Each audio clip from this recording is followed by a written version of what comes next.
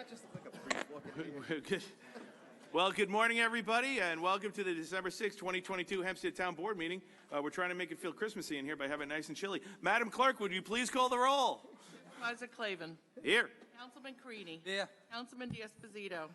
I'm here. Councilman Dunn. Here. Deputy Supervisor Gooseby. Here. Councilwoman Miller. Here. Councilman Muscarella. Here. Receiver of Taxes Janine Driscoll. Here. I am going to ask Councilman and Congressman-elect Anthony D'Esposito to lead us in the Pledge of Allegiance.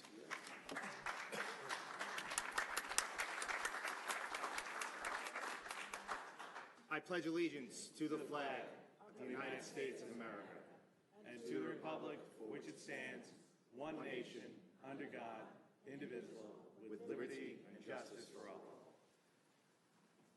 Madam Clerk, please call the first public hearing.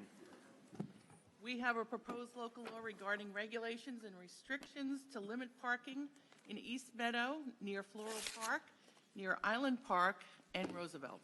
Okay, any member of the board wish to be heard on this? All right, I do not have any slips. Does any member of the public wish to be heard item number 1 that did not sign in? If not, may I please have a motion? I move the public hearing be closed and the board adopt the item. Second. Supervisor Clavin. Aye. Councilman Carini. Aye. Councilman D'Esposito. Aye. Councilman Dunn. Aye. Deputy Supervisor Gooseby. Aye. Councilwoman Miller. Aye. Councilman Muscarella. Aye. Madam Clerk, please call the next item. Proposed local law regarding parking or standing prohibitions in Baldwin, Belrose Terrace, Elmont, Floral Park, near Lawrence, Levittown, Roosevelt, Wantagh, and West Hempstead. Okay, any member of the board wish to be heard on this? I do not have any slips. Item number 2. Anybody wish to be heard item number 2 that did not sign in? And may I please have a motion? I move. Public hearing be closed and the board adopt the item. Second. Supervisor Clavin. Aye. Councilman Carini. Aye. Councilman D'Esposito. Aye. Councilman Dunn. Deputy Supervisor Gooseby. Aye. Councilwoman Miller. Aye. Councilman Muscarella. Aye. Madam Clerk, please call the next item. We have a proposed local law regarding arterial stops in Belmore, Elmont, Franklin Square, Hewlett, Merrick, Roosevelt, and Wantagh. Any member of the board wish to be heard on this?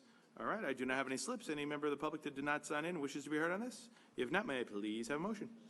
I move the public hearing be closed and the board adopt the item. Second. Supervisor Clavin. Yes. Councilman Carini. Aye. Councilman D'Esposito. Aye. Councilman Dunn. Deputy Supervisor Gooseby. Aye. Councilwoman Miller. Aye. Councilman Muscarella. Aye. Madam Clerk, please call the next item. We have a proposed local law regarding traffic regulations in the vicinity of schools near Seaford and Uniondale. Okay, Madam member of the board wish to be heard on this? I do not have any slips on item number 4. Does anybody did not sign in and wishes to be heard on item number 4? If not, may I please have a motion? I move the public hearing be closed and the board adopt the item. Second. Supervisor Clavin. Aye. Councilman Carini. Aye. Councilman D'Esposito. Aye. Councilman Dunn. Aye. Deputy Supervisor Gooseby. Aye. Councilwoman Miller. Aye. Councilman Muscarella. Aye. Madam Clerk, please call the next item. We have a proposed local law regarding loading zones in North Belmore. Okay, any member of the board wish to be heard? All right, I do not have any slips. Any member of the public that did not sign in wishes to be heard on item number 5? If not, may I please have a motion? I move the public hearing be closed and the board adopt the proposal. Second. Supervisor Clavin. Aye. Councilman Carini. Aye. Councilman D'Esposito. Aye. Councilman Dunn. Aye. Deputy Supervisor Gooseby. Aye. Councilwoman Miller. Aye. Councilman Muscarella. Aye. Madam Clerk, please call the next item. We have a proposed local law regarding bus stops in Roosevelt. All right, any member of the board wish to be heard on this? Okay, I do not have any slips. Any member of the public did not sign in wishes to be heard on item number 6? All right, may I please have a motion? Yeah, come on, it's your last board meeting, do something. Supervisor, I move that the public hearing be closed and the item adopted. Is there a second?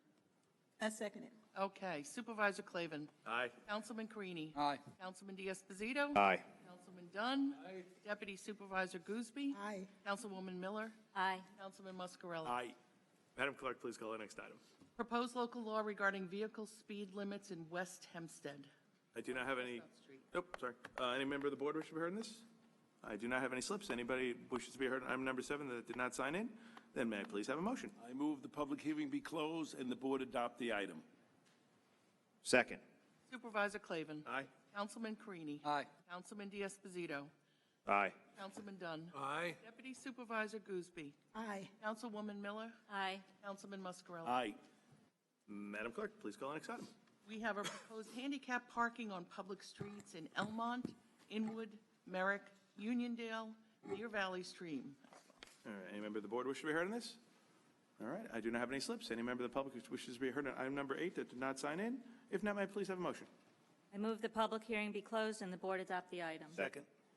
Supervisor Clavin. Aye. Councilman Carini. Aye. Councilman Diaz-Padrito. Aye. Councilman Dunn. Aye. Deputy Supervisor Gooseby. Aye. Councilwoman Miller. Aye. Councilman Muscarella. Aye. Madam Clerk, please call the next item. I believe items number 9 and 10. 9 and 10 together? Okay. Item number 9 is a resolution and order declaring the Town Board of the Town of Hempstead as lead agency in connection with the repeal and reenactment of Chapter 142 of the Code of the Town of Hempstead entitled Wireless Telecommunication Facilities and issuing a negative declaration under the State Environmental Quality Control Act, the Environmental Control Law pursuant to 6 NYCRR 617.7.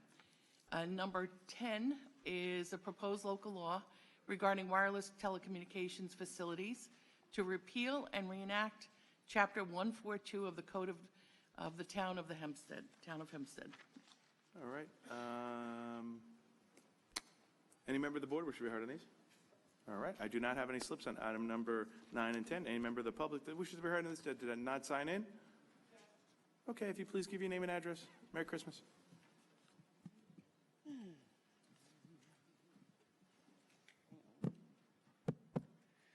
Meta J. Meriday, Town of Hempstead resident. Just need some clarification as to the purpose of these two. Okay. Yeah, Morning. there you go. Is this working? We can hear you great. Okay, great, thanks. Our telecommunications law is more than 20 years old and is not consistent with current federal FCC regulations and case law on these facilities. For instance, if you want to put 20 routers in an office building, the way our code reads now, each one of those has to get a separate permit, and it's considered a telecommunications facility as if it were a 100-foot antenna. So we've cleared up a lot of that to be in compliance with the more modern standard. And that'll have a public hearing. Today is just setting a date. So there will be a public hearing? Yes. Okay. So is the intent, I guess I understand, to bring it current, but would the intent also ideally be to save taxpayers money, streamline costs, things of that nature? There will be some streamlining of costs because it will take the procedure where we have those small type of facilities. It will not require it to go to the Board of Zoning Appeals, which added a huge burden on their calendar, hundreds of cases a year on silly things like, I don't mean silly things, on small items like I said, like routers. We still have the review authority for towers, amendments to existing towers, all of those things that we should be regulating. And then the town becomes, I guess, what the lead, as far as the maintenance and servicing of this new scenario, what department would that fall under? The maintenance and servicing is whatever carrier has the facility, that's part of their requirement. Okay. All right, great. Thank you. Okay. Anybody else wish to be heard on this did not sign in? If not, may I please have a motion on items number 9 and 10? Supervisor, I move that the public hearing be closed and 9 and 10 be approved. And can we do Oh. separate votes on those? So we're going to do separate votes on that? Okay. All right. So, ma'am, please have a motion on item number 9. You want to, Supervisor, I move that the public hearing be closed and the resolution in order declaring the town board lead agency be approved. Second. Supervisor Clavin. Aye. Councilman Carini. Aye. Councilman Diaz-Padrito. Aye. Councilman Dunn. Aye. Deputy Supervisor Gooseby. Aye. Councilwoman Miller. Aye. Councilman Muscarella. Aye. Supervisor, I move that the proposed local law number 10 be approved. Can I get a second on that? Second. Second. Supervisor Clavin. Aye. Councilman Carini. Aye. Councilman Diaz-Padrito. Aye. Councilman Dunn. Aye. Deputy Supervisor Gooseby. Aye. Councilwoman Miller. Aye. Councilman Muscarella. Aye. Madam Clerk, please call the next item. We have a proposed local law entitled Mass Mailing Restrictions. Okay, any member of the board wish to be heard on this? All right, I have a couple slips here. We'll start with Felix Procacci.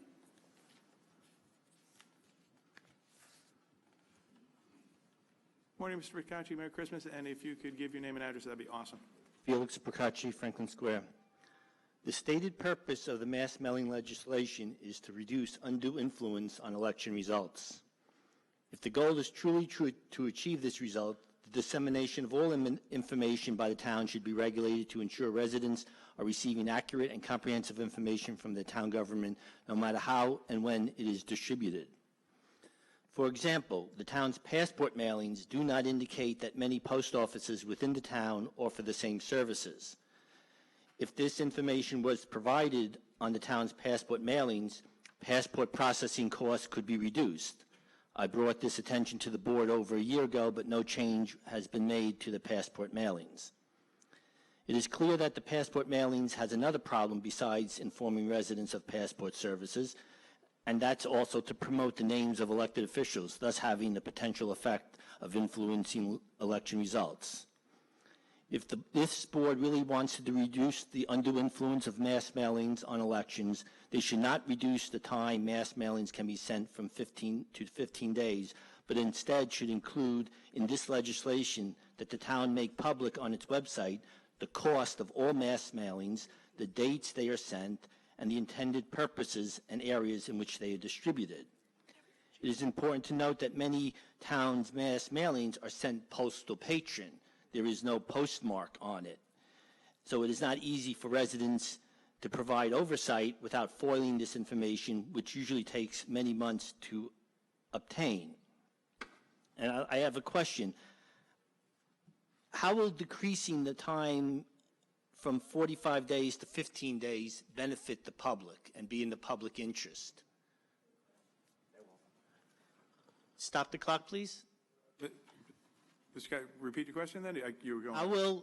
How will reducing the time mass mailings are sent from 45 days to 15 days benefit the public?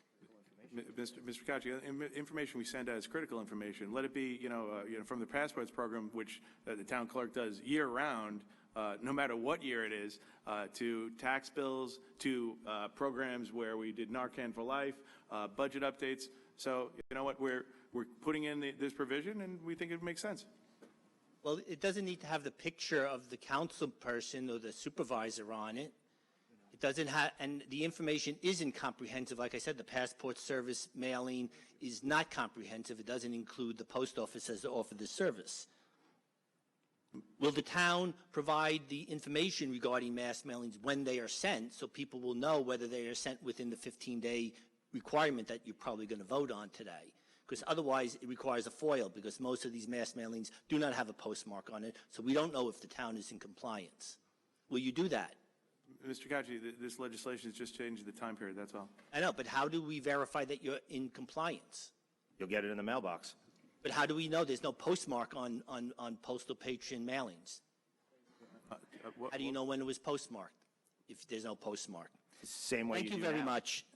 Okay, thank you, Mr. Procacci. Next I have John Clark.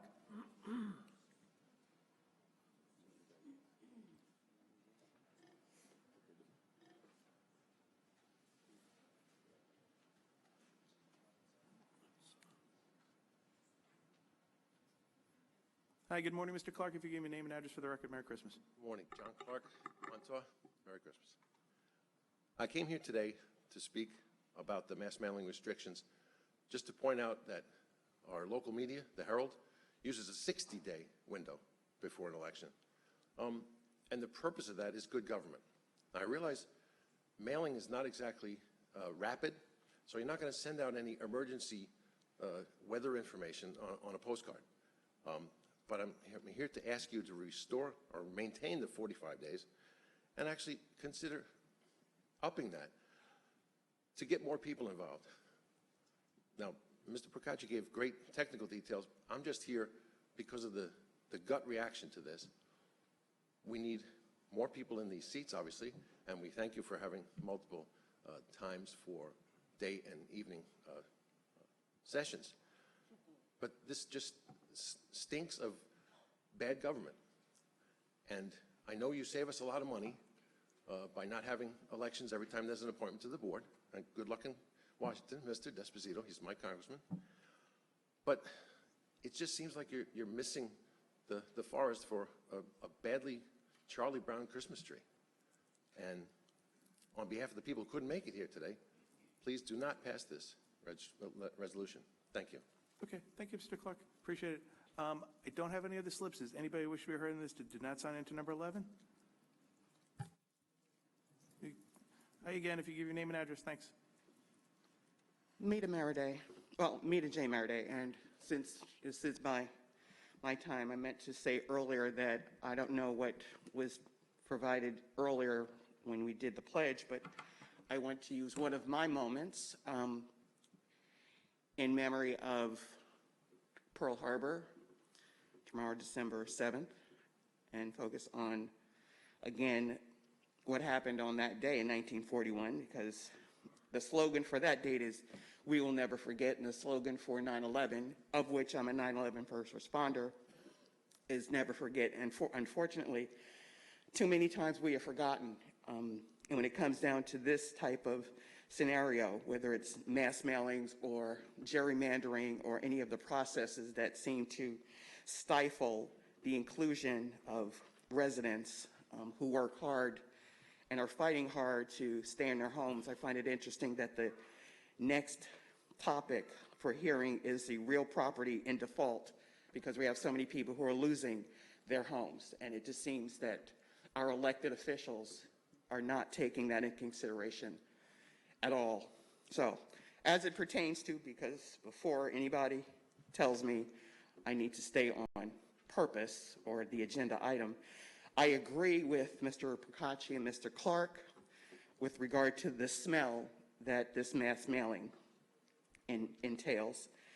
I also have concerns when you mentioned, Supervisor Clavin, the important documents that get mailed out, because many residents were here the other night at the redistricting hearing to say loudly that they did not receive any notifications, either directly or indirectly, postmarked or non-postmarked, with regard to that very important occurrence, where you have neighborhoods that are sliced up like Swiss cheese, and the holes are clearly directing towards the extended gerrymandering that was beneficial for folks who are moving on to different positions. But,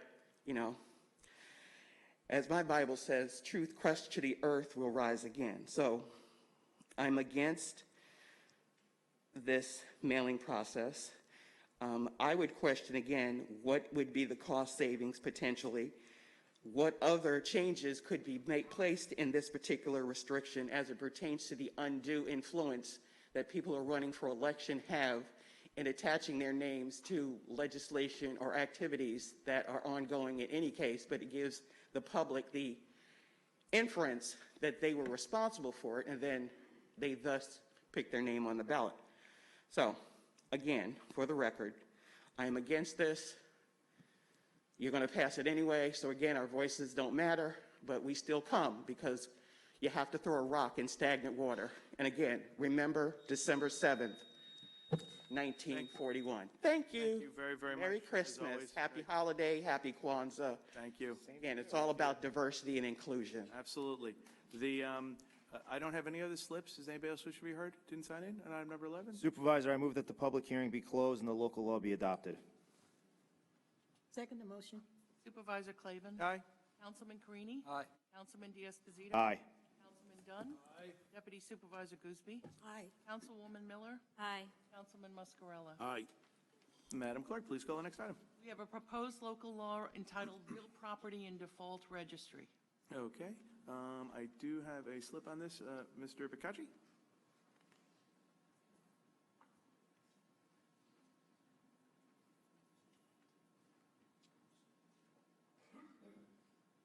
Felix Procacci, Franklin Square. The legislation states within 10 days of the date that a mortgagee declares the mortgages on a particular parcel of real estate property be in default, the mortgagee shall lawfully inspect the premises and register the real property in the default in the town's real property default registry, which shall be maintained by the Department of Buildings. If a foreclosure proceeding has not been concluded, how can a mortgagee lawfully inspect the premises if the current owner does not allow the mortgagee to enter the premises? Stop the clock, please. Ms. Riccacci, be nice. Don't tell people what to do. Jack, you want to? Jack? Let's see if you can respond to.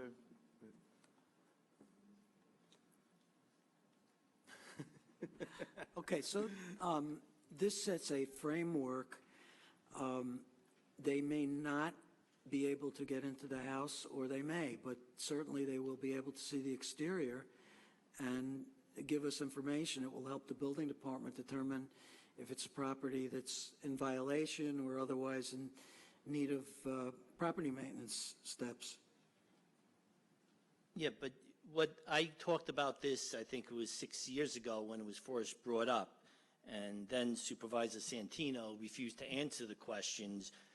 You put the burden on the person who holds the mortgage. Meanwhile, property rights are so strong, especially in New York State, New York City. Well, we don't live in New York City, but in New York State, that it's really hard to evict people, and foreclosure proceedings take a very long time. You are punishing a mortgagee by making them pay a $500 per real property in all default, and then every 6 months, another $500 non-refundable fee. I had several default properties on my block, and I remember one owner, I came home one day and the papers were all over the street. And I picked them up. I was wondering why. And the guy, when he came home, he was in default, and they pinned some notice regarding the default on his door, and he ripped it up and threw it up and down the block. But meanwhile, you're punishing the person who holds the mortgage, whether they do the right thing or not. If they're doing the right thing, why are you making them pay $500? The mortgagor might be at fault. They may have went to Atlantic City and lost their life savings, and they can't pay their mortgage, and now you're punishing the person who's holding the mortgage. I mean, that doesn't seem fair. Where's the personal responsibility? This government was founded on that. Personal responsibility. Everyone's responsible for their own actions. You're making someone else responsible. If the mortgagee does something wrong, they should be punished. If the mortgagor does something wrong, they should be punished. You shouldn't just write a law that automatically makes the mortgagee responsible for the failings of the mortgagor. And this is what this law continues to do, and was wrong from day one. It got voted unanimously back then. I'm sure it'll get voted unanimously, because always picking on the bank is always a good thing. But don't forget, we all pay for that. When we have bank fees and everything, they have to make a profit. Everybody has to make a living, and you're punishing people without even due process. If the mortgagee makes a mistake and does something wrong, they should be punished. But if the mortgagor makes a mistake and does something wrong, they should be punished too. Okay. Thanks, Mr. Riccacci, as always. I don't have any other slips on this. Anybody else wish to be heard on this? Great. If you identify yourself, that'd be great. Meta J. Maraday. First, I'd just like to know, when can residents, be in comfort and sit in a chair, as opposed to, I feel like Rosa Parks got me out of the back of the bus in 1955. I should be able to get to the front of the room when I speak to the elected officials to whom my taxes are covering their fees and friends, relatives, et cetera. As it pertains to this bill, I want to know, what are the waivers or factors in place for veterans who have protections as it pertains to foreclosures and evictions? Seniors, there's a number of protections, and again, there are a number of resources. I'd like to see kind of a real property, in reverse mortgage. I mean, what are we doing, again, to address the flight of our residents and the plight of our seniors who are struggling to maintain these homes in this township, in this county? And again, they're getting no support from our elected officials. So I've asked the question. Wait, listen, in all due respect, that's absolutely not true.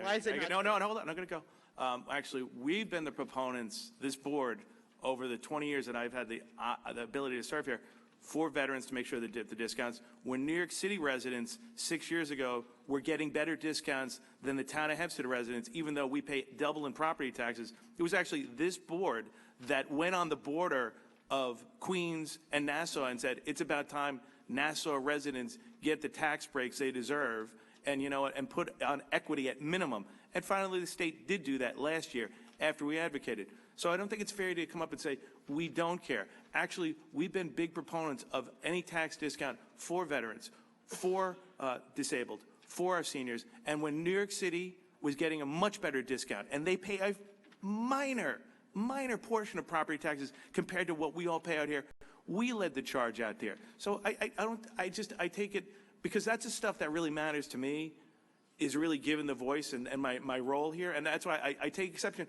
because I got to tell you, I do feel very, very strongly that we've been real advocates for the residents out here, and particularly with property taxes, because I'm tired of New York City and Albany sticking it to Long Island, as they did with the property tax discount, as they're about to do it with the railroad, and they're about to do it over the bridges getting out of here.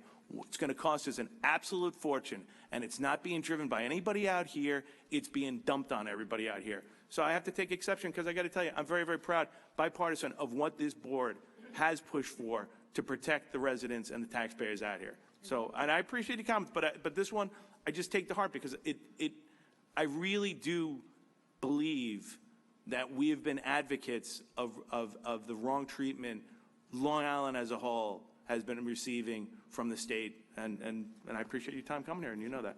And I'd like to say one thing too. When I served as president on the Association of Towns for the state of New York, we worked very, very hard to make sure that firemen also got a break. And we did do that. Yep. This town made sure that they put it through as well. So we've done things that you don't know about, but we have done things to help our veterans and help our firemen, because those people work for us for free. We don't pay them. And they need something to help them with their taxes as well. So we've done it. Yeah, good. So paying $500, if they're the mortgagee and paying $500, if they're a veteran, how is that helping them? Again, you haven't answered the question. All the vitriol and the fervent speech. There's no vitriol. It was just what you're doing. What you're doing. You just That's made a my representation that wasn't true. You can interpret. And if there are any protections, you can interpret how I speak your way, and I can interpret how you speak my way. Okay, that's great. But if there are any protections under the law for a veteran, a senior citizen, of course they're going to be upheld. Absolutely. Why isn't that listed here specific to the nature of this particular legislation when we have such a high rate of default, foreclosure, and eviction with the residents here? And as an elected official for the largest township in the country, why are our taxes so high? Why are town taxes so high? If you're such an advocate for that, you are the supervisor. So what are you doing to reduce those taxes? Ms. Merida, just, in the last 3 years, what have we've cut taxes, frozen taxes. Your tax bill is literally, hold on, Ms. Merida, you ask a question, I'll give you the answer. Your school taxes account for about 62% of all your property taxes. Nassau County taxes account for anywhere from 18 to 22%, depending where you live. And your town taxes account roughly for about 9 to 12% of all your property taxes. With that, you've gotten either a tax cut in the last 3 years or a tax freeze. You have now the highest bond rating of any municipality on Long Island. You have an investment in roads, you have investment in our parks, you have an investment in our services, you have a tremendous investment in our senior citizens. We have committed to making a $2 million investment just for the facility down in Lido Beach that was formerly the Sands. I got to tell you, I think residents get a lot from the town of Hempstead, and you know what? The residents seem to agree. They've been very, very supportive. They like the things, and so I can speak to that. But when it comes to your taxes, the town portion is the smallest portion. It's still a portion that you have control over and you can impact. Okay. In Lido Beach, residents where I live have to either take 1 to 2 buses for the most part who don't have the cars to leisurely drive to Lido. And you realize we provide buses from our senior centers. 40,000 in Baldwin. And you realize we provide buses from the senior centers. Was not answered, Supervisor, as it pertains to this action right here. So if you're saying on the record, that those regulations, federal and state regulations that protect veterans, seniors, and all protected classes is going to be acknowledged in this proposal or not? Yes or no? It's a simple question.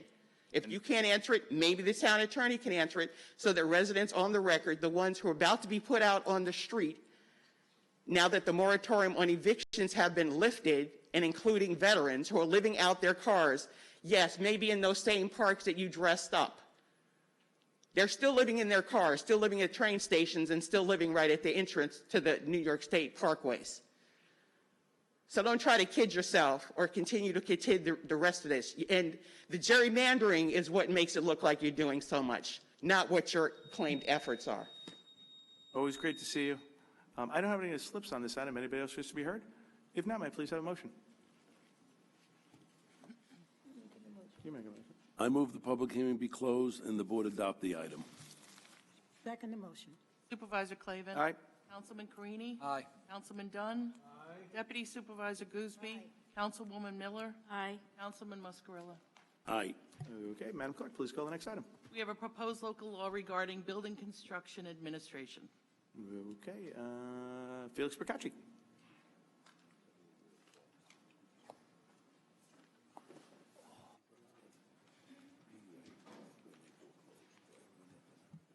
Felix Procacci, Franklin Square. I'll try to stay on subject. There's building construction, the additional fees you're charging. How much revenue are you expected to obtain through these new fees? If I may, Deputy Supervisor, I've asked Fred Jowitz, our building commissioner, to prepare something on that. If you'd like, he can address it now or at the end of your remarks, whichever you prefer. That's my remark. That's the end of it. I have one question. Okay. Fred?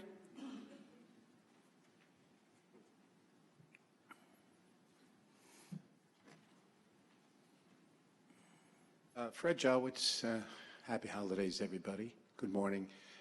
Most of the fees that were registered are minor administrative fees, small fees, anywhere from $100 to $200 that have not been adjusted in 12, 14, or 16 years and are totally in line with all the municipalities that were charged.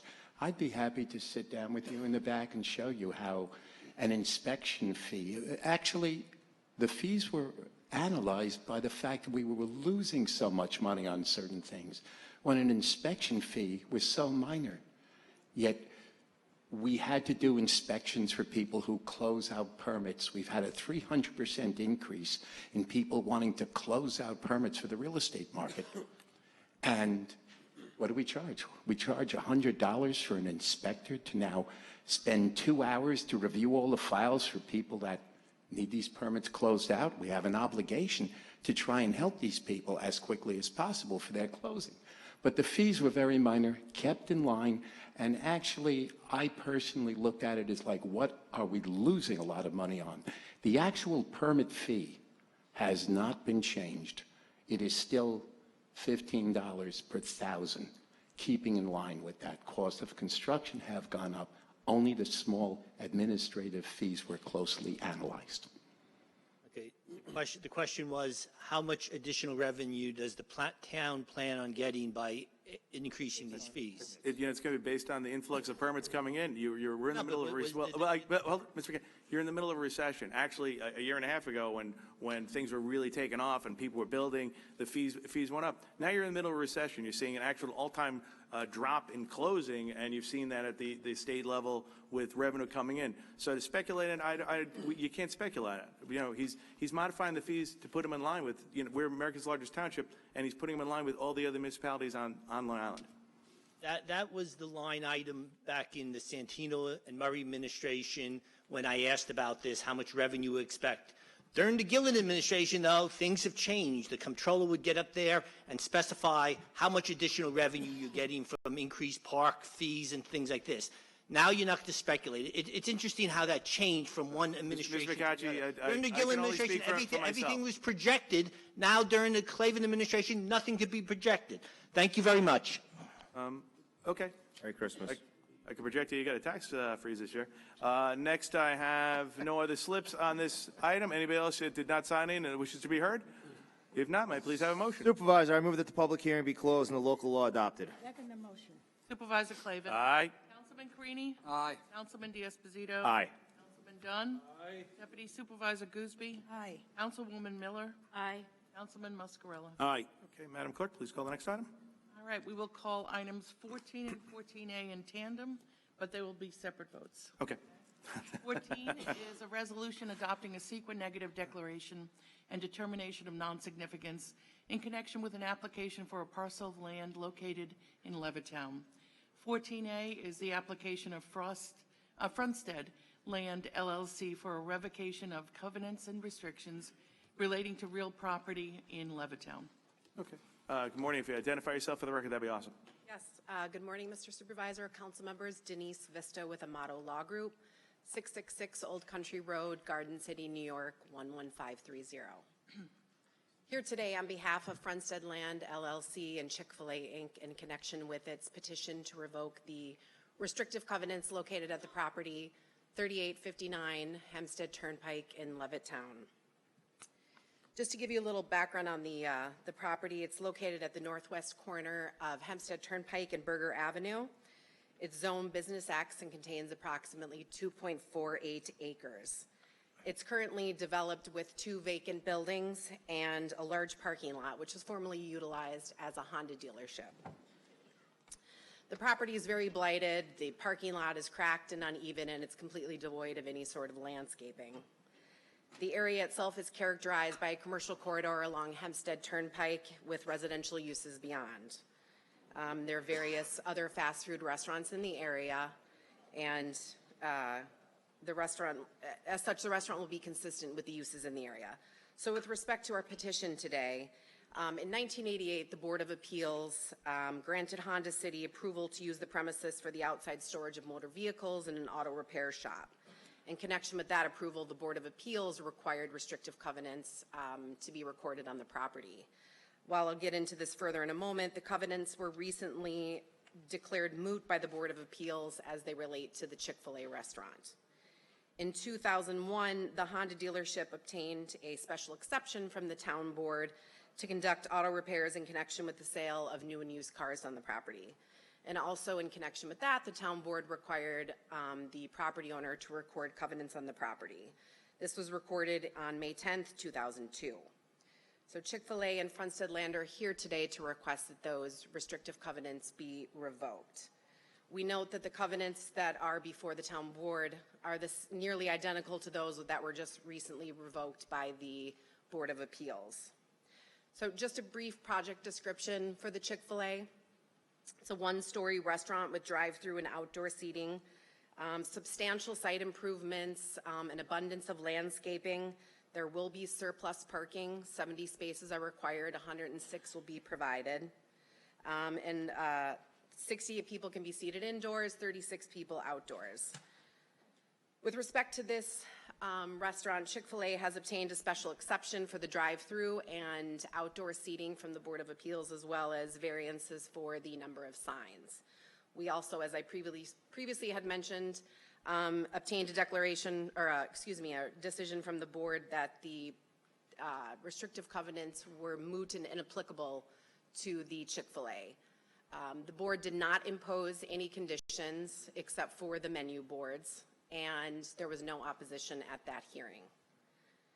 I do have with me today the project engineer if you have any particular questions related to the site design. So in sum, the restrictive covenants previously required by the town board were specific to the Honda dealership and do not relate to the Chick-fil-A restaurant. Chick-fil-A's restaurant will be a benefit to the community and will improve a highly dilapidated parcel. Based on the foregoing, we submit that the revocation of the restrictive covenants is entirely proper and appropriate. I'm here if you have any questions. Okay, start off with any member of the board have any questions? No. Okay, I don't have any slips. Does any member of the public did not sign in? We should be heard on 14 and 14A? Okay, your final comments, if any?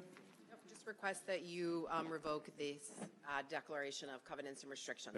Just a minute, what are the street names? Hempstead Turnpike and what? Berger Avenue. Berger Avenue? You see the irony, right? You see that, right? I was saving it up for you the whole time. I know. May I please have a motion? Changing the Chicken Lane. Except there's no burgers there. Chicken Lane. Can I please have a motion? Move that on item 14, that we close the hearing and adopt the item. Second the motion. Supervisor Clavin. Aye. Councilman Carini. Aye. Councilman D'Esposito. Aye.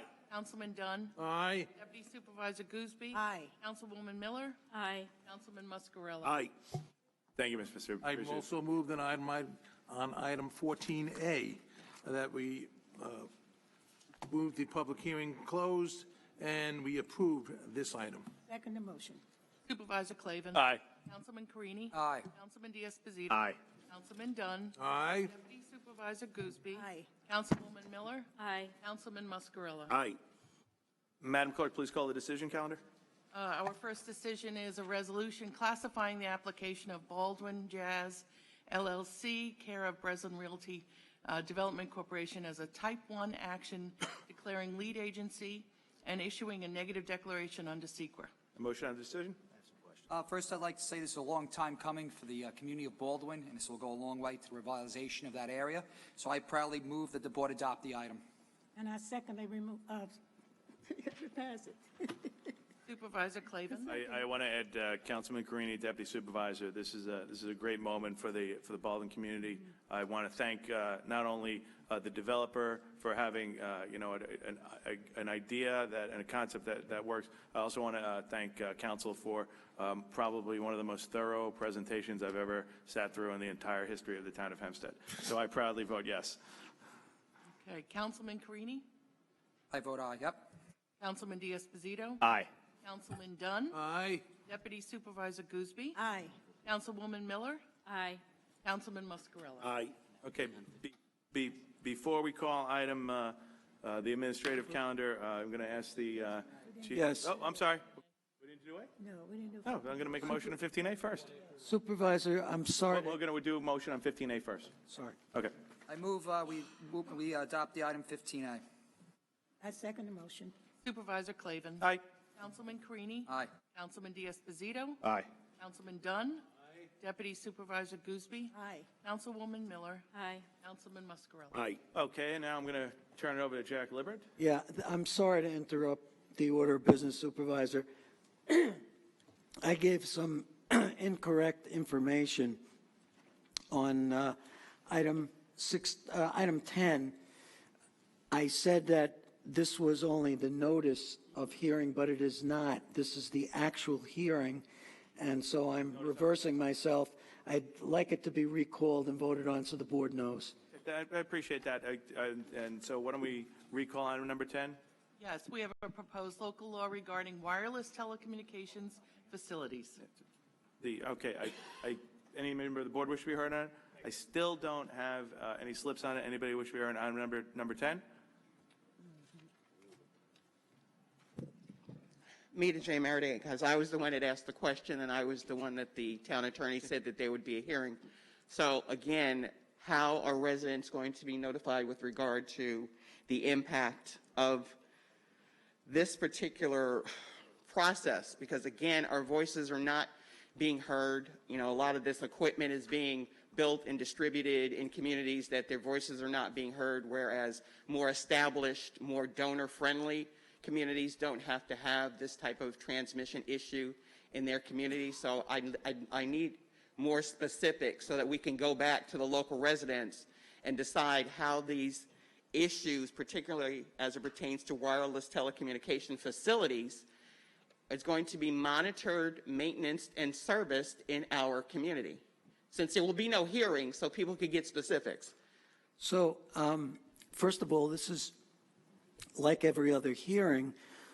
We did notice it. We did put it on. I just gave the wrong statement. I brought into this because the town attorney is away, but I'm familiar with it because I've been working on this statute. This will not affect what the federal law defines as major facilities. We have made our law parallel with the federal definitions. An antenna, one of these sheds that houses equipment, anything large like that, the process hasn't changed. That's going to be exactly the same. We could be challenged under federal law. I'm sorry, it's that cookie. Don't blame my cookies. Sorry, they were delicious. We are doing something now. Nobody has challenged it, but it's not consistent with federal law. And that's all we're doing here. This is a technical change. if they want to build a monopole or any kind of large facility, including these sheds where they operate it with the battery backup and all that, that still has to go through the exact same process. Okay, but you just said 2 minutes ago that this information was distributed to the public. Please show me a mailing where it was distributed as it pertained to this hearing so that residents could come. That speaks exactly to my point and the point that was made earlier with regard to the mass mailings that are selective and specific to purposes that are not in concert with the needs and requirements of residents. Please show me a mailing. Yeah, show me a non-postmarked, distributed, four-color mailing that spoke to this hearing taking place today for residents to come up and speak about it, whether they were for it or against it. Well, I guess you're suggesting that each and every resolution have a mailing, and if that's what you want, we can do. But this was done the way that our law requires, which is we had a notice of public hearing. We fixed a date for the public hearing. The statute was posted when we posted the notice. It was on the website. We've done everything we're supposed to. This is not the kind of thing that we would do a mailing on. I mean, if you want us to, we can send one out saying what the new law is. I shouldn't say that. That's up to the board, Supervisor. That's okay. I won't pick on you. Apologize. Don't play Missy Miller's cookie on But your you coffee. should not make statements, again, we all make mistakes, but you should not make statements that relate to the public being advised about certain Listen, in all due respect, he didn't. He came up and acknowledged that he misspoke and said we should correct it. But he has pointed out thoroughly that this was done in accordance as we've done every single hearing in compliance with the law. Okay. And with every hearing, the public has a right to speak? Absolutely. Which is not true, because the redistricting hearing, you had, and for those that are, nodding your head and they thought they were going to be leaving early and all of that, I'm so sorry. I'm really sorry. But unless you have to be the one to pack up somebody who's about to be evicted, then you can stand in my shoes, okay? So get yourself a cough drop, a glass of water, or go outside and get your cup of coffee. We're going to say what I'm going to have to say. What does this have to do with telecommunications? What it has to do with telecommunications is, again, the misrepresentation of information and the lack But there's no misrepresentation of information. Everything that's on this calendar has been noticed publicly, followed the law like we always do. Funny, we got a lot of mailings that had your picture posted on it that had nothing to do with this, and this is a hearing. Okay. So, yes, so listen to senior councilwoman, deputy supervisor, whatever title that she has, and let me have my speak. Because, again, according to the law, New York State law, the deputy supervisor is not supposed to vote. Well, actually, we're following New York State law and everything that we posted with this calendar. That's our point. The point of you standing there and telling us that we're doing everything wrong and violating the law is incorrect. I didn't say you're doing everything You wrong. did. You said that it's not published the right way. This is not published the right way if it was not said. That's exactly what I just said. No, it's not. You Yes, said it is. everything. It's actually word for word what I just said. Pertaining to this, and you Okay. used up most of my time, but I still made my point. Merry Thank Christmas. you. Thank you, Ms. Meriday, and we'll take under advisement mailings for individual board meetings. I do not have any of the slips, but I see somebody going to the back. Yes, ma'am, if you give your name and address. Thank you. Yes, I'd like to speak on this wireless communication. Yes. Are you? Your name and address. Claudia Berecki in Merrick, 28 Washington Drive, Merrick. I'm curious, are you repealing the bill that I worked on with the town attorney about 10 years ago to monitor and regulate the antennas that went up all of a sudden overnight in front of people's homes? That was to protect the families and the homeowners' property values. I don't think it's repealing anything, Jack. No, again, we're not repealing anything. Some of the definitions have been changed to comply with the federal law. So in other words, they're not going to need a permit anymore to put up cell towers in front of their homes? They will still need a permit for cell towers. When I say cell towers, I mean those small, So without getting too much into the weeds, those are now called nodes, and they still have to go through a permit process. It's somewhat different, but again, it's federal law. Okay, so that part of it hasn't changed then? Right. Okay, thank you. Okay, thanks, Ms. Berkey. I don't have any other slips. Anybody else wish to be heard didn't sign in on this item? If not, may I please have a motion? Supervisor, I move that the public hearing be closed and the item be adopted again. Second the motion. Supervisor Clavin. Aye. Councilman Carini. Aye. Councilman Diaz-Pozito. Aye. Councilman Dunn. Where are we Deputy now? Supervisor Gooseby. Councilwoman Miller. Aye. Councilman Muscarella. Aye. All right, Madam Clerk, please call administrative calendar. Yes, on the administrative calendar, we have items 16 through 59. Okay, any member of the board wish to speak on the administrative calendar? All right, I have a couple slips on it. Let me start with Zachary Chaplin. Okay.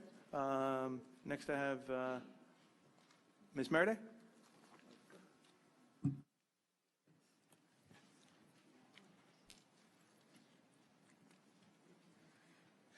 Nita J. Maraday. Item 19 through 27. It says an award of an extension of a Town of Hempstead contract. Are any of these contracts, were they processed through a bid process or no bid process that was outlined by New York State as being unlawful?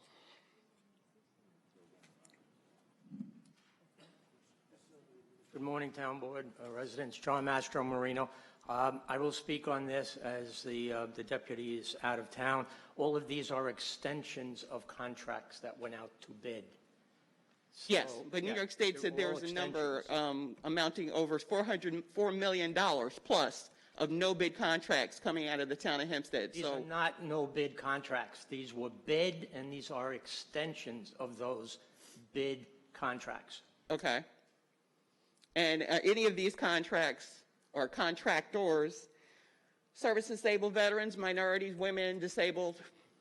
Because again, it's not against the law to classify if there's a certified whatever in a contract that our tax dollars for the increased diversity for the Town of Hempstead, we still lack the representation in business contacts. So unfortunately, there's a disproportionate number of people of color who would be probably on this default registry list because they can't even get a contract within the Town of Hempstead. So can anybody speak to what is the diverse breakdown of these contracts?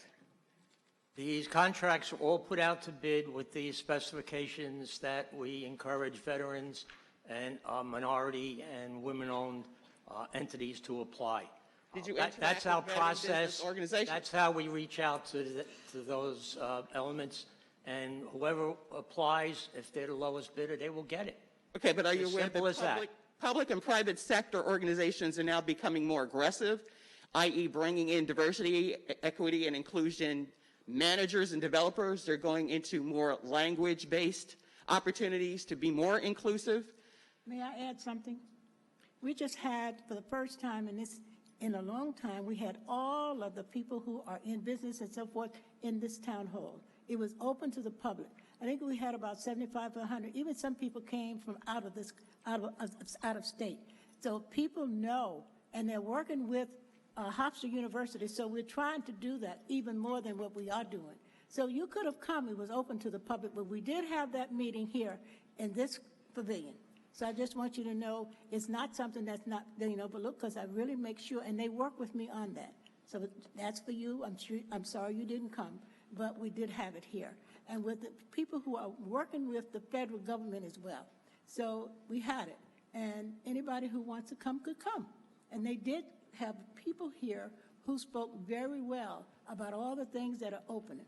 So I think when I get a top, I'll give you the name of the person who's doing it so you can speak to them so you'll understand what we're trying to do.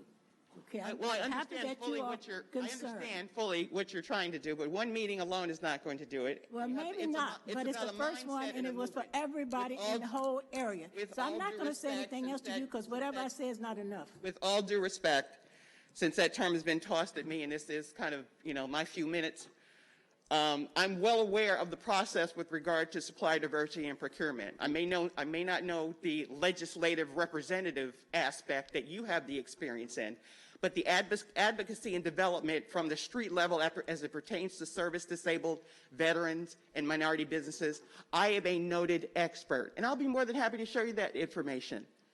but one, was not invited, two, did hear about it, and three, what was the result? Just having a meeting does not generate a contract. So, we did put out a if I mailing. can continue to speak with I just regard want to you my know, point. we put out a mailing. So you put out a mailing with your money, but why are you using your money? You have a budget. Well, we can have a mailing about that, but we can't have a mailing about the wireless communications that's impacting many communities, underserved communities. That's interesting to me. Again, back to the point. Then behind that, you have contracts that have price increases and extensions. What is that about? Many of these contracts, if not all of them, allow for increases. What is the increase? It depends on the contract. 29 and 30. I don't have that. I can get it for you, and we'll get you copies of it. Okay, and then there's a reference here to a poet laureate. I happen to know Dr. Linda Michelle Barron. I have no problem with that, but what is the purpose?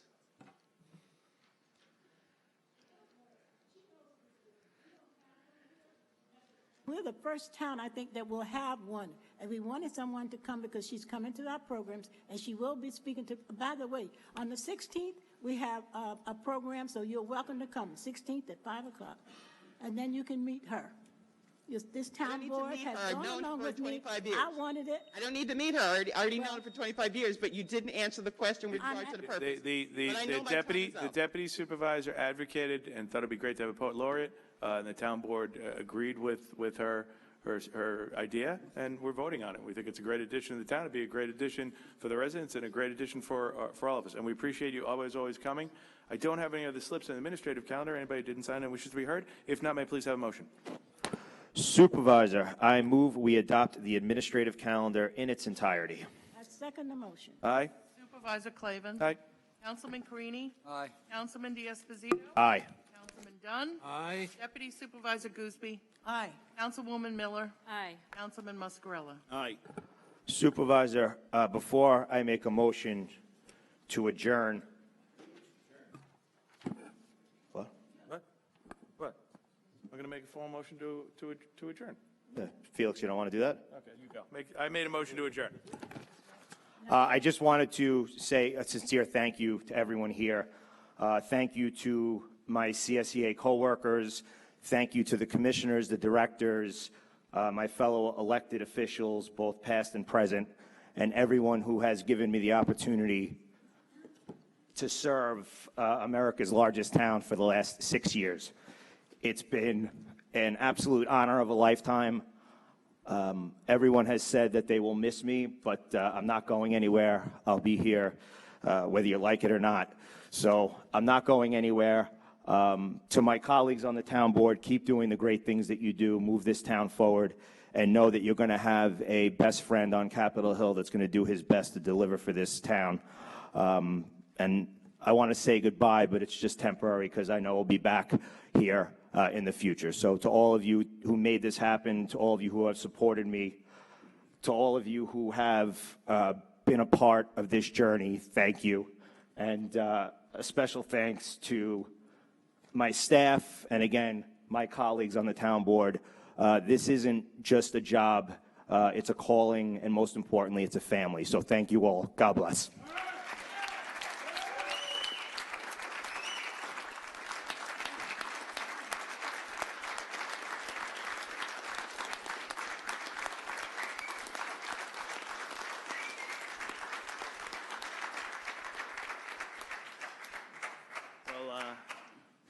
I was really just looking for a motion to adjourn, Anthony, but let me just say the following. I've been very, very fortunate to be a public official on behalf of the residents, and they've been very supportive. On the town board, I've had so many great colleagues, and I continue to.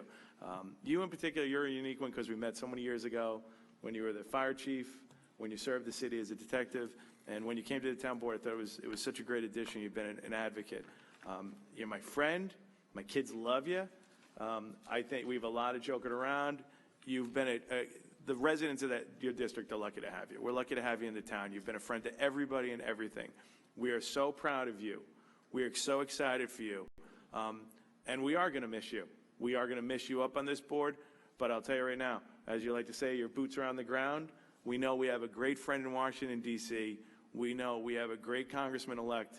And on behalf of myself, my family, I wish you only the best, and I'm going to miss you because you're a hell of a great guy. So God bless you.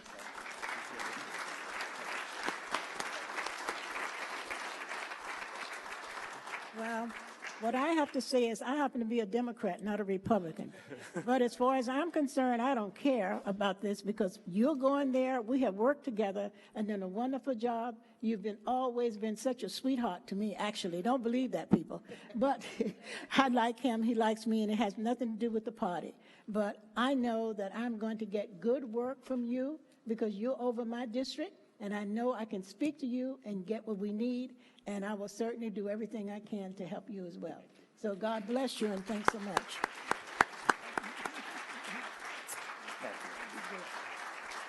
Anthony, I just want to say, as a retired law enforcement officer, you go into Washington, I apologize, is going to be such a voice for law enforcement because people always say the mantra, we back the blue, but I know you bleed blue, and we have a champion in you in D.C. to fight for law enforcement, and I'm going to be proud to call you a former colleague, and I'm going to be proud to stand with you in our district to make sure law enforcement gets the respect they need. Thank you, Anthony.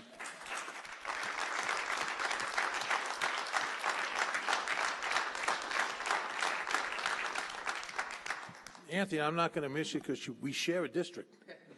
You're part of my district, but I miss you here. One of the hardest workers in the entire town board is Anthony. I'm telling you, I'm going to miss your spunk, and you're not backing down to anybody. That's something that doesn't happen in Washington. God bless you. Make us proud.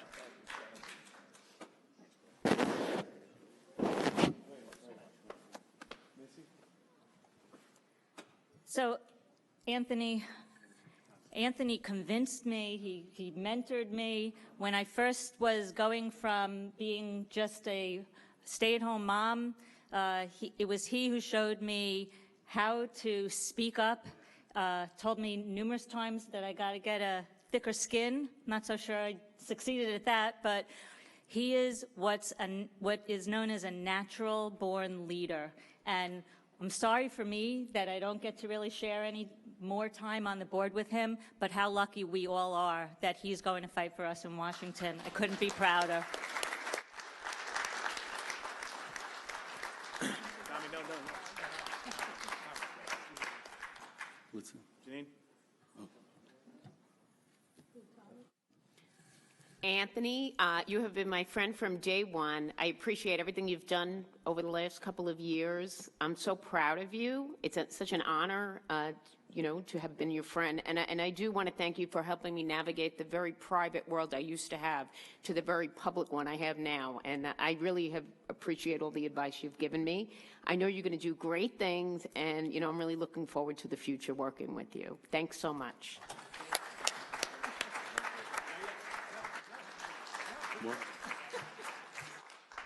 Anthony, all I have to say is we're just going to change our working relationship because, as you say, your boots on the ground. We're going to need you. We always need our advocates in Washington, D.C., and now we have a great one. Congratulations. Absolutely. Kisses from afar. And this is not goodbye. This is see you next Tuesday because I have something to tell you. So God bless you in all your work, and God bless in everything you do. Thank you. All right. We've been saving you. Oh, wow. So I can't help but remember 4 years ago when I was councilman, I was in the holding pen. I wasn't councilman yet. And somebody brought up the fact that they were trying to elect or appoint a person who was of Little League status. And I spent 30 years of my life with the children. And it was at that point that I realized that I had a friend on the board, and that was Anthony D'Esposito. He stood up and he told that individual the importance of children, the importance of community, and the importance of why I needed to be here. And it was 50 years that there was no representation from the Muscarella family on the town of Hempstead. And he enabled to open up that door. And this man, Anthony D'Esposito, I realized was a fighter. He was a fighter back then. He was a fighter as a police officer. He was a fighter as a fire department person to save lives. And it came full circle last Thursday night when I was at the West Hempstead Library, and I'm standing there, and it dawned on me that Anthony D'Esposito, who mentioned just 5 minutes ago about the calling to be on this town board, and I realized that Anthony D'Esposito was no longer here to do the Narcan training. And 2 seconds ago, I mentioned to Anthony that he won by 10,000 votes. And 2 months ago, Anthony hit the 10,000 Narcan training classes for himself and for the town of Hempstead. And like a firefighter, like a police officer, a person with calling, he was able to be the person that he is, a true friend, a true mentor, a true person who will continue to save lives for the town of Hempstead and now for the country. God bless America, and God bless Anthony D'Esposito.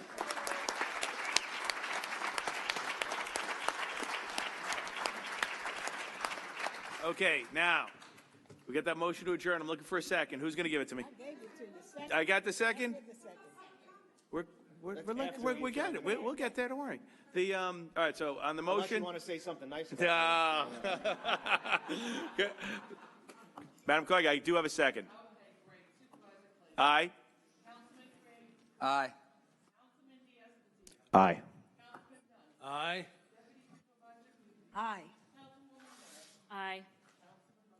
Aye. Before we start the public comment, we have a special presentation to our Congressman-elect.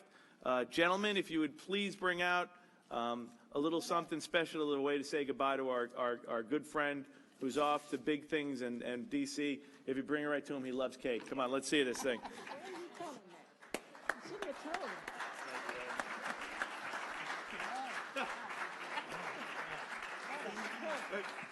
Congressman-elect, maybe you could read the inscribed message on this cake.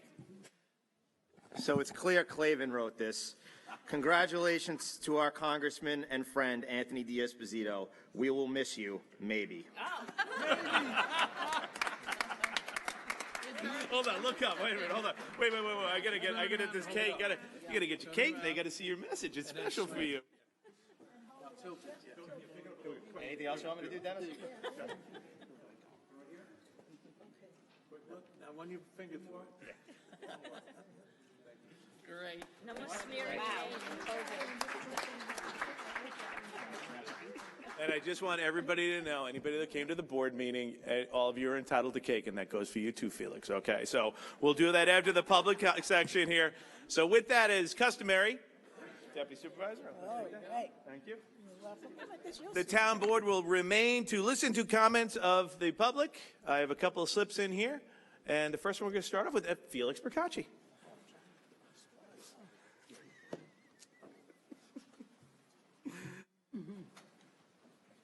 Felix Percacci, Franklin Square.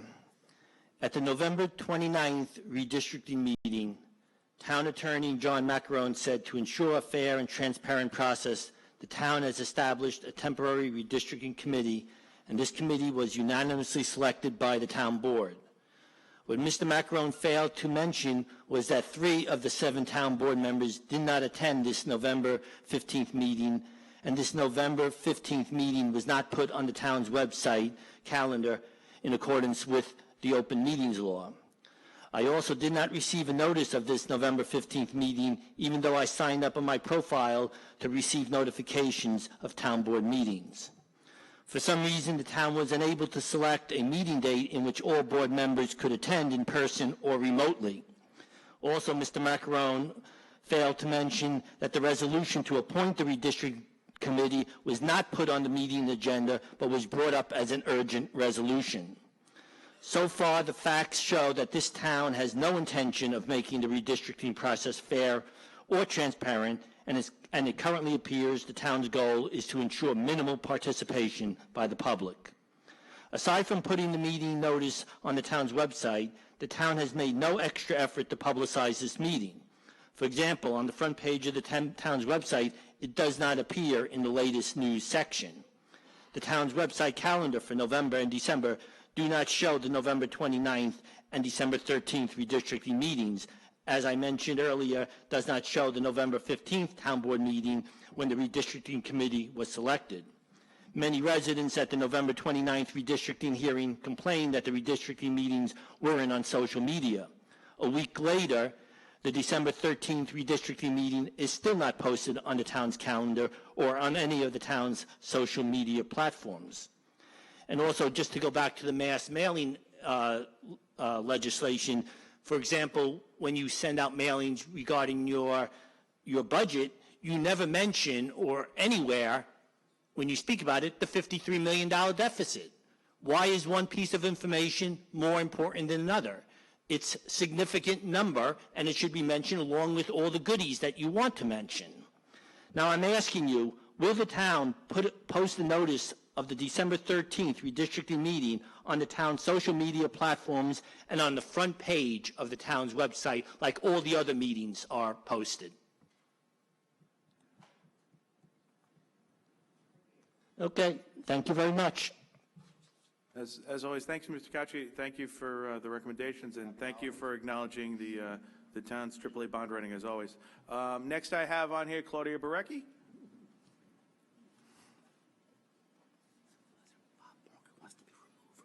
He does? Okay. Hey, Ms. Barecki, if you give me name and address for the record, that'd be great.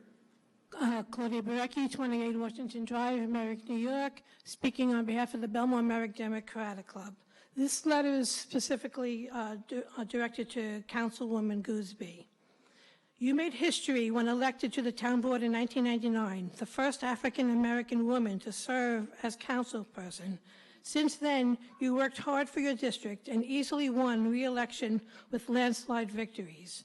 Your success was made possible because of a class action suit that you filed against the town's voting system that discriminated against the minority community and violated the Voting Rights Act. As councilwoman, you improved the communities you represented. Your website notes repair and renovations of streets that were long neglected, parks that were in total disrepair, vacant lots that were littered, and streetlights that did not function. As you claim, it is the councilwoman's belief that her election by the people is a mandate to provide equitable representation to all of the residents in the town of Hempstead, and that she has responsibility to make a difference when it is possible and where it is needed. 47% of the town is populated by people of color. However, you only represent 17% of the town. Your voice on the board is needed to provide equitable representation to similar communities outside your district that have long neglected streets and parks, littered vacant lots, and broken streetlights. The maps currently in place violate the same Voting Rights Act that you got elected 20 years ago. Elmont's population is 90% minorities. The town's map dilute their voice and diminish their ability to improve upon their community. Same could be said for Valley Stream and Lakeview. You voted to use your constituents' dollars to draw maps that favor incumbent Republicans. What's more egregious is that residents of Elmont, Valley Stream, and Lakeview pay taxes that you spent to hire attorneys to defend maps drawn to silence their own voices. The census found that nearly half of the town residents are people of color. Therefore, shouldn't half the representatives on the town board reflect the people of the town? The Belmont-Merrick Democratic Club fights for social justice in the town of Hempstead and throughout our country. Therefore, by copy of this letter, we respectfully request that the town board appoint a commissioner to the temporary redistricting committee from the communities being discriminated against. Fund the drawing of a second set of fair and equitable maps, and pay for the legal defense of said maps, drawn to give the other 30% of the minority population of the town of Hempstead equal representation. Do they not deserve a voice on the board? The communities you represent. Thank you, Ms. Barecki. You could submit the rest of the letter. One sentence. No. I get yelled at if I let people go over 3 minutes. I get yelled at by people all the time. So you can submit it. We'll take it up here. We appreciate it. Don't let this be a legacy that you have done. Okay, thank you, Ms. Barecki. Next, I'm going to call up Ms. Meriday.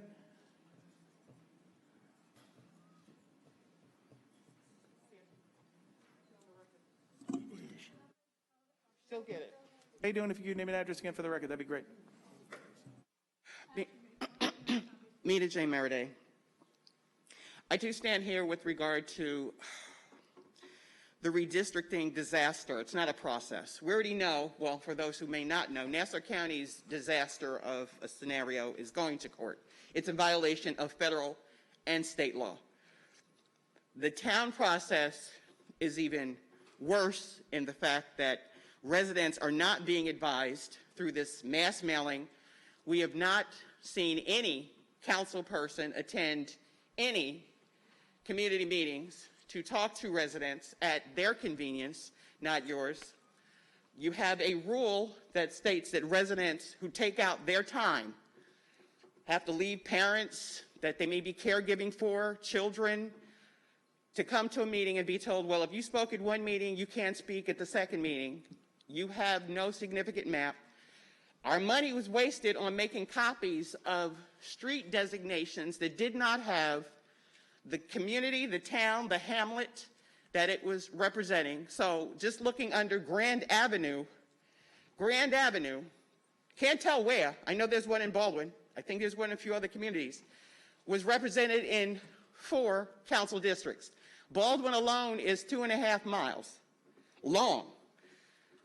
It looks like it has been squeezed out like one of those models from an 18th century dressmaker shop.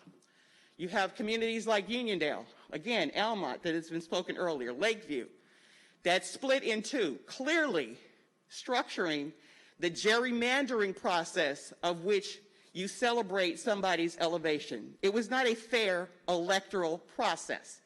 It was gerrymandering, and it's going to court. You had the representation from the town that told you could speak at the one meeting, you can't speak at the second one. But once you get maps, we were told that the paid consultants were listening to the meetings. What does that mean when it's on the record in Nassau County that the paid mapper made it clear that he didn't listen to any of the public comment from the numerous meetings that residents, again, took their time in inclement weather to have their voices heard to protect their interests? That is a problem. We do not have bipartisan representation in the town of Hempstead. We do not have inclusive representation in the town of Hempstead. And again, I challenge residents to step up before it is too late, because the state government is looking at us. They've already audited and said that the town has possibly misappropriated millions of your dollars, that they're giving out no-bid contracts. So make it clear that a subpoena process works on the state and federal level. So you could be subpoenaed here in the town of Hempstead, or you could be subpoenaed in the swamp of Washington, D.C. As always. I don't want to drag this meeting out any longer than it needs to be, but because you guys are making this so partisan, did you guys go and speak at all of the redistricting committees when the state completely made a disaster of every map, that to the point where they were thrown out by a judge? Was that the case, or we're just focusing on this because we're trying to make it partisan? I'm just trying to get an understanding. That's all. Thank you. Thank you. Next I have Marcia DiTieri. Ms. DiTieri, I know you're here. I saw you signed in. We're going to get to you. Ms. DiTieri? How are we doing? Marcia DiTieri, Merrick, New York. I checked out the calendar and I was hoping that tree preservation would have been on it. Yeah, by the way, we're going to probably, we're looking to have it on the January calendar. We're just tweaking up a couple more things. Okay. All right? I'd like to meet with Commissioner Jowitz regarding that, and if he has any updated information. Also, the Historical Society of Merrick is involved with you now about tree preservation. I haven't heard anything back. The only thing I did see on the calendar was removal of at least a dozen trees that were deemed unsafe in the town. I don't see anything about neighborhood tree planting, which would be a wonderful thing, as well as the tree trimming program that I had mentioned. You did. Like I said, part of it is we're adding some things that if we do require some fees for the trees, we're going to put that to a dedicated fund for additional plantings. And like I said, I'll have the team follow up with you.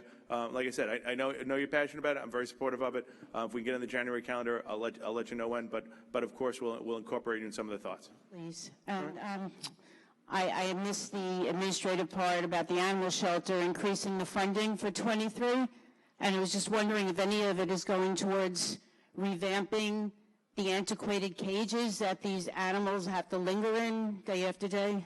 I can't speak to, I know at the last meeting though, and John stepped out, we did do the funding for additional repairs and renovations on the cages. It was a few, 10 cages. Yeah, and like I said, we have a new acting director down there. She's wonderful. I agree with you, and I you know what?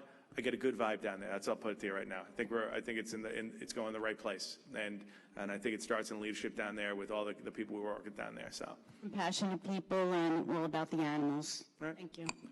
I do not have any other slips. Anybody who did not sign in wish during the public comment? Then I'm going to wish all of you a Merry Christmas, a Happy Hanukkah, a Happy Kwanzaa, and I am going to stress to you, we are having cake cut right now, and anybody that wants cake, even a detractor or two, we want you to enjoy a piece of cake on Anthony. We'll have it out here, and God bless everybody, to you and your families. Thank you all very, very much.